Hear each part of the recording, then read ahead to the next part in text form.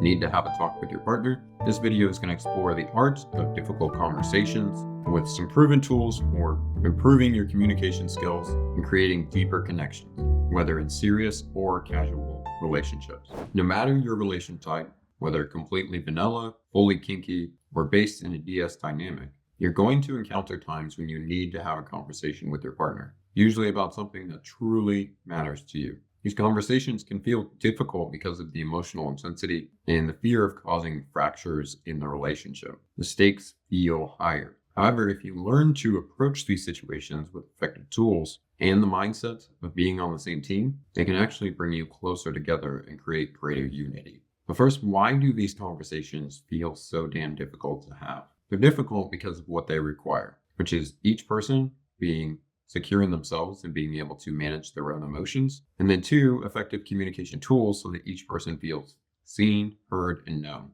However, the biggest obstacle to actually having the conversation is usually our own thoughts about the conversation before it even happens. These thoughts cause anxiety. Other reasons that the conversation may feel difficult for you is because you're already prone to anxiety, especially social anxiety. You've had poor past experiences with insecure partners. You're lacking effective communication tools. You grew up with parents who didn't model healthy and effective communication or conflict resolution. You might fear conflict. You might fear rejection. You might have a tendency to people please or not want to rock the boat. You may have a difficulty managing your emotions under stress or pressure. You may shut down when you feel overwhelmed, or you may fear that your partner is going to leave. So instead of having the hard conversation, you avoid it, either by procrastinating or downplaying the importance of it. Your internal narrative sounds something like, if I have this conversation with my partner, something bad will happen. And that thought triggers anxiety,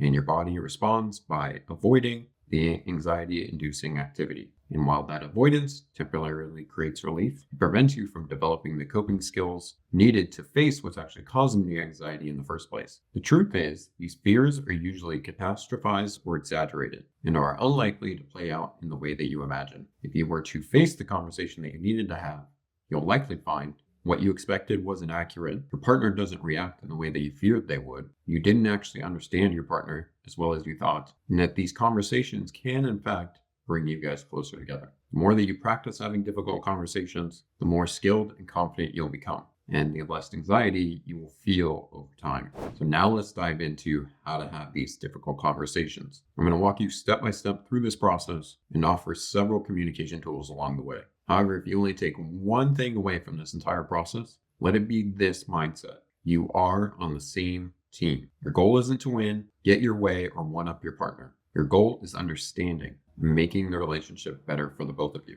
In a relationship, there's always three evolving parts. There's you, there's your partner, and then there's the relationship itself. It's almost as if the relationship is a separate being that must be nurtured and tended to. And when you're having difficult conversations, you're tending to that being's help. If the conversation is successful, the relationship actually becomes healthier and more supportive for both of you. So even if your views differ on how to care for the relationship, your goal is the same: unity, not division. So the first step in having a difficult conversation is to prepare yourself. If the relationship is made of the three parts that we just discussed before, then your ability to influence change within the relationship breaks down like this. You have yourself, which you have complete control over. You have the relationship, which you can influence, but you can't control it entirely. And then you have your partner, who you can ask for change, but you cannot control them. You can't make them do what you want them to do. That's why the most effective place to begin, especially for a difficult conversation, is with yourself, because that's the part you have the most control over.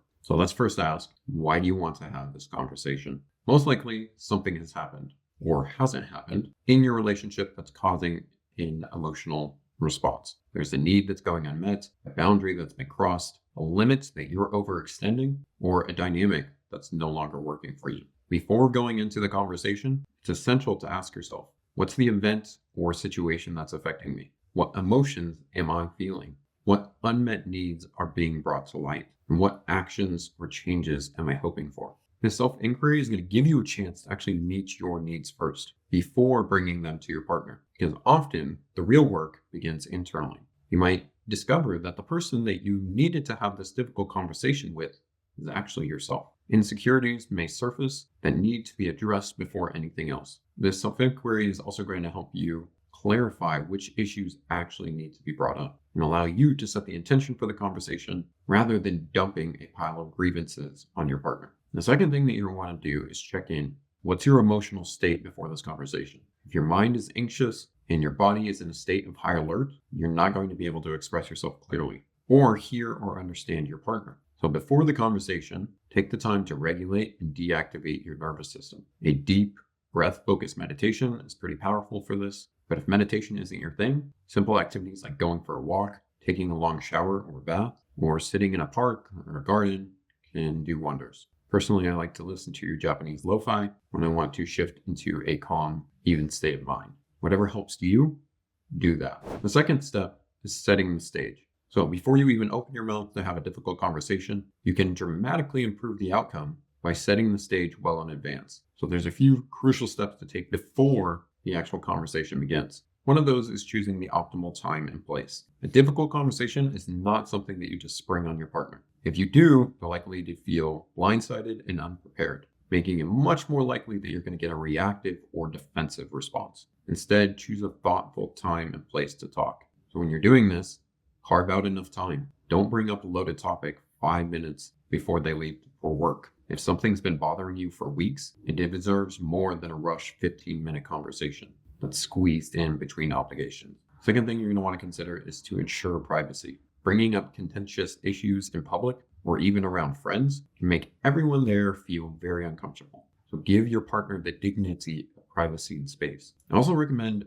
avoiding connection-focused moments. So don't initiate heavy conversations right before date night, celebration, or a planned time of intimacy, because that energy is likely to carry into the experience, overshadowing what is meant to be joyful. I also recommend protecting sacred spaces as much as you can. So if there's a space that holds special meaning for the relationship, like the bedroom, for example, avoid having hard conversations there. This will ensure that you don't associate that space with emotional tension or conflict. And the next thing you want to do when setting the stage for a difficult conversation is to ask for consent. So a good way to do this is, I have something important that I want to talk to you about. It's now a good time. This one sentence is going to transform your conversations, because asking for consent allows your partner in the room to emotionally prepare and confirms they're available mentally and emotionally for the conversation. Everyone has an emotional battery, and depending on the day, your partner just may not have the capacity to fully show up in that moment,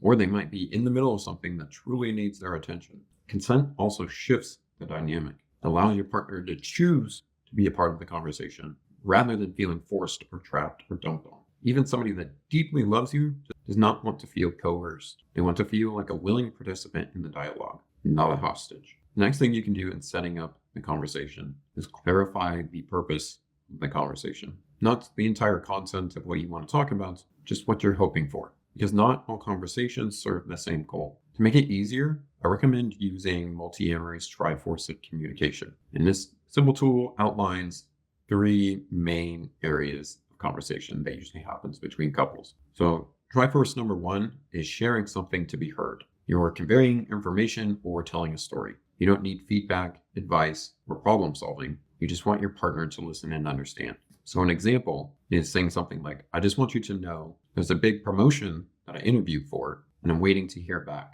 I don't need anything from you, but if I seem a little on edge, that's why.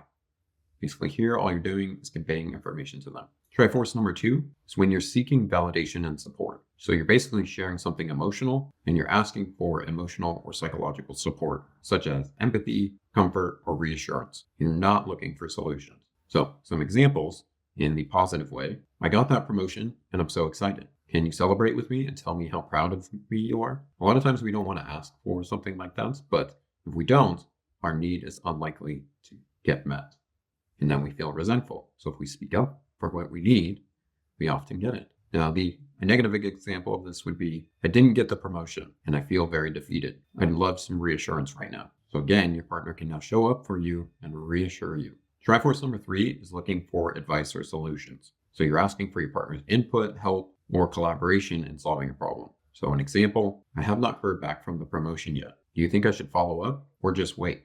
What would you do? Now, most everyday conversations are going to fall into Triforce number one. But when something feels more important or emotionally charged to you, it's usually because you're seeking support, which is Triforce number two, or looking for a solution, which is Triforce three. And that need somehow involves your partner. And that's what makes it feel difficult. There's an emotional risk there. You're asking for something and you're not sure how it's going to be received by your partner. So when you ask your partner if it's a good time to talk and they ask, what is it about? Don't launch into the whole conversation. Just tell them the type of conversation that you want to have. So some examples of this. I have some health stuff that I want to talk to you about that could affect us both. Another example, I've been feeling a bit lonely this week. I can really use some support. Another one, I've been feeling frustrated during sex and I was hoping we could explore trying a few new things. Said in one of these ways, your partner gets the heads up that this conversation is important without feeling like they're being coerced or criticized into the conversation. Now, if your partner says it's not the right time, don't panic or assume that they're avoiding you. Everybody has limits, and honoring those is actually going to increase the odds of it being a productive conversation later. However, to avoid the situation being brushed aside and prevent you feeling like you're being brushed aside, go ahead and schedule a specific time to talk with them later. That may be later that night, the next morning, or during a regular check-in that you create together, which I'll talk about here in a moment. Setting a time protects your emotional needs and respects their limits. All right, step three to having this difficult conversation is to create containers where these conversations can be had. So a container is basically a structured time that's set aside intentionally for a specific type of conversation. Rather than having emotionally charged conversations erupt spontaneously, containers allow you to show up both ready, grounded, and present. So the first container I'd like to have is debriefs. And life kind of naturally presents these opportunities for debriefs. These aren't full-blown formal talks. They're more casual, reflective opportunities that come after something meaningful has happened. So for example, after a scene or sex, you can debrief during pillow talk. After you've had a trip with your partner, talk it over with them on the drive home. Maybe you guys just had a nice dinner together, chat with each other while you're washing the dishes. These moments are ideal for discussing things that need to be discussed, but they happen afterwards, not during the event itself. And debriefs are especially helpful for those in the dominant role. They give you the chance to receive feedback, check in on how things are going, and be able to make adjustments in how you're leading the relationship. This keeps your leadership connected to your partner's experience, not just your own intentions. The second container I really like is relationship check-ins. These are like regular maintenance for your connection. They create a dedicated time to evaluate the health of your relationship and bring up anything that might have otherwise been lost in the busyness of everyday life. I credit these regular check-ins as the one reason that I had a great marriage, such a respectful divorce, and such a close friendship with my ex-wife afterwards. At the time, I had a rough sense how to do them and kind of have a rough structure. These days, I often use Radar, which is also created by Multi-Amory. So Radar is basically a monthly or any regular interval set time meeting that you and your partner set aside, ideally for a couple hours. If you're in a dom-sub dynamic, I also recommend setting aside the power exchange so that you're having these conversations equally during this time. But the structure of a Radar is first you review, go over what's happened over the past month, important events, emotional moments, or anything that's been left unsaid. Basically, think of this as a timeline review. I have to get out my calendar, look at the different dates and things that we've had during the month. Then A is to basically agree on the agenda. Basically, together decide what topics you're going to talk about. This can include quality time, sex, health, other partners if you're in a non-monogamous structure, arguments or conflicts, money, work or creative projects, travel, family, household responsibilities if you're living together, and anything else that you feel relevant. For those that are also doing this in a DS dynamic, this is a great time to review contracts, renegotiate boundaries, or update agreements if needed. Then you move to D, which is the bulk of the work, which is discussing. You're going to dive into each topic and have whatever conversations that you need to have. A of Radar is action points. Talk is wonderful, but if nothing changes, frustration is going to build. So agree on action points so that both of you are actively investing and moving forward and addressing the issues. And then the last part of Radar is to reconnect.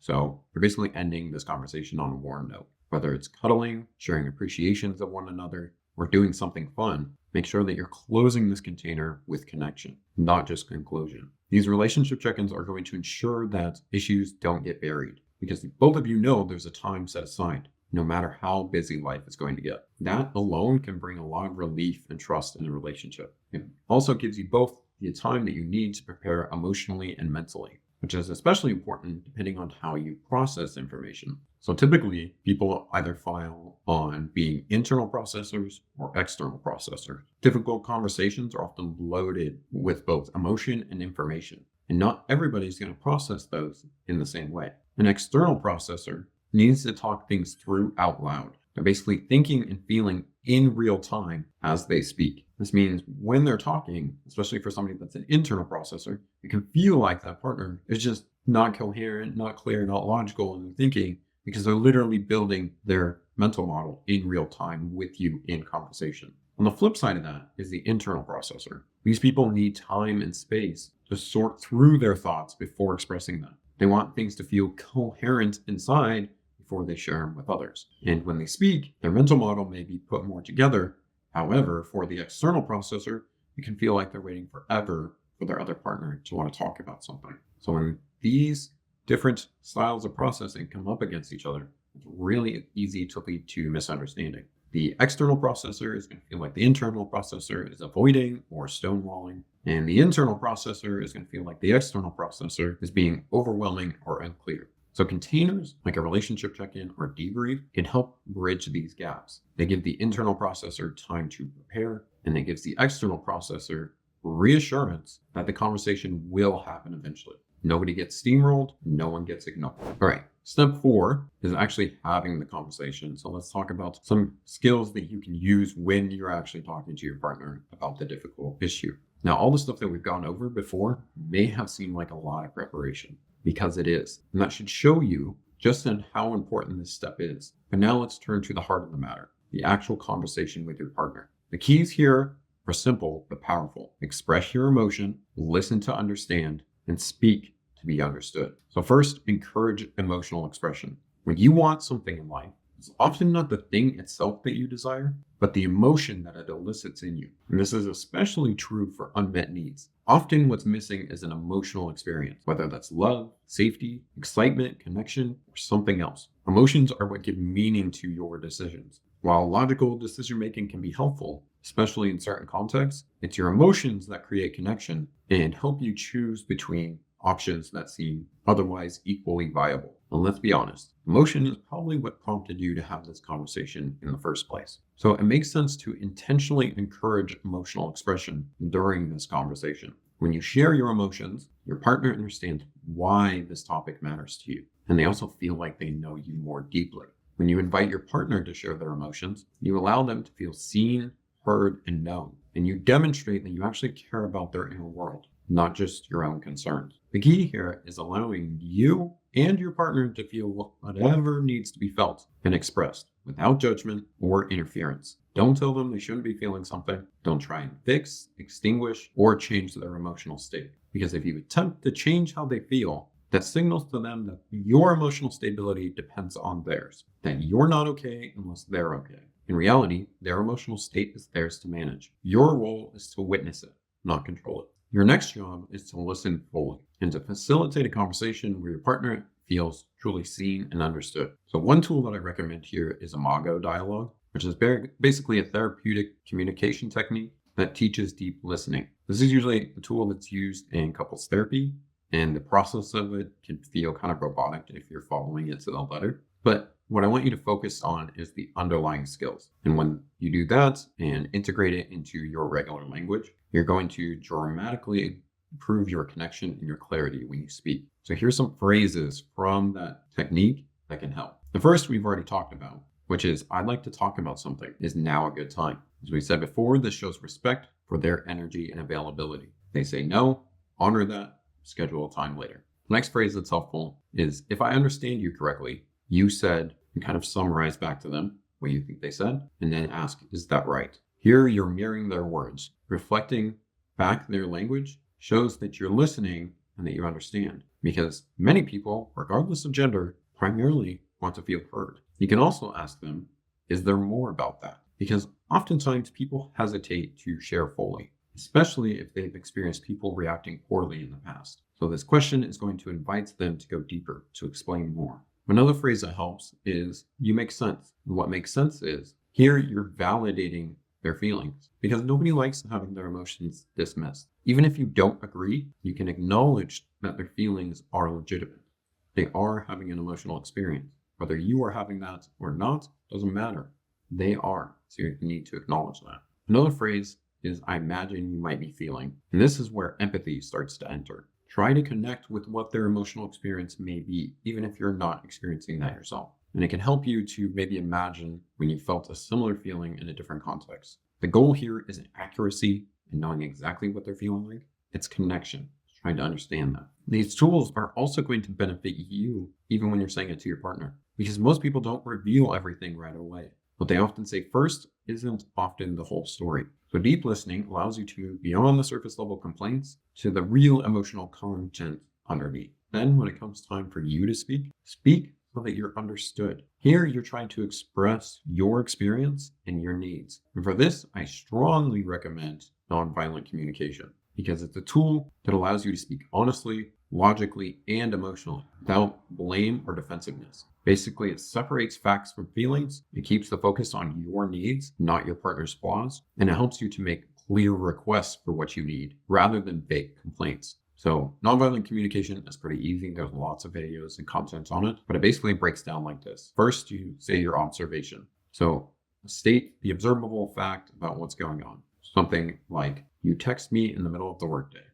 It's an observable fact. You can see the text. That's what it is. Then you're going to say the feeling. So you're naming your emotion, not just your thoughts. You can say, I feel annoyed and frustrated when I get distracted at work. Here you're speaking from a place of I, expressing what your experience is, not what they've done wrong. Then you talk about the need. So identify the underlying need around that emotion. I need uninterrupted time to stay focused and productive on my work. After you've expressed the need, then you make the request. So ask for a specific behavior change, something that your partner can actually do. Would you mind waiting till 5 p.m. to text me? Now, the true power of this communication style lies in that request. But the catch here is you must be okay no matter what they answer, whether that's yes or no. Even if you're a dom who leads a DS dynamic, you're not entitled to compliance. Your partner is always going to retain their agency, and attempting to pressure, manipulate, or coerce them into meeting your needs reflects insecurity, not leadership. If they say no, it doesn't mean that your need is invalid.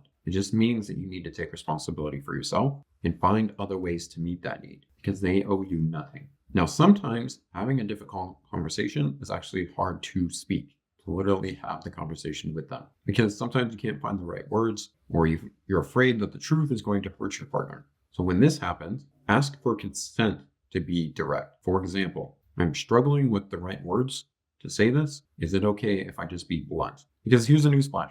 Some things don't have a right way to be said. You may want to soften the blow or avoid hurting them. And while that's a kind impulse, you're not responsible for their emotional reaction. That's theirs to feel and manage. Your responsibility is to be truthful and kind, not to protect them from their own feelings. And this kind of honesty is going to take practice. Navigating difficult conversations is a skill. And with any skill, it gets better with repetition. If you're bad at it now, that doesn't mean you're broken. It just means you need more reps. And ultimately, if words are failing you completely, consider writing things out first. I had a client before who was a busy CEO, and he kept a shared Google Doc with his fiance, where they would write down issues before they talked them through. And this helped them from avoiding to sweep things under the rug. If you're in a dom sub dynamic, you might also have this as part of your contract. And this document could include your agreements, rules, assignments, or occasional notes to each other. The only word of caution that I have with this is while writing can be a great first step, it's not a substitute for face-to-face dialogue